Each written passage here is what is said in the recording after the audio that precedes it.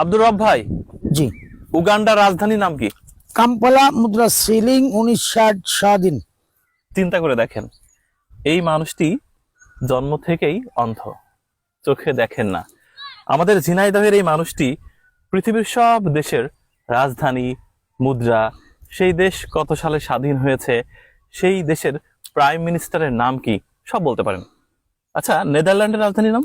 Amsterdam, মুদ্রা euro 1813 স্বাধীন।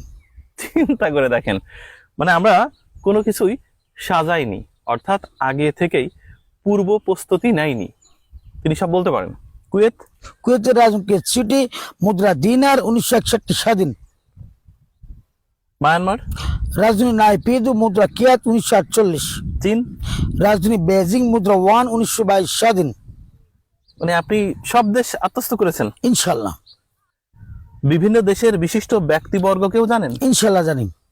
আচ্ছা, আমরা আরেকটা দেশ সম্পর্কে জানতে চাই, আমরা যদি গ্রিস সম্পর্কে জানতে চাই। রাজধানী এথেন্স, মুদ্রা ইউরো 1930 স্বাধীন।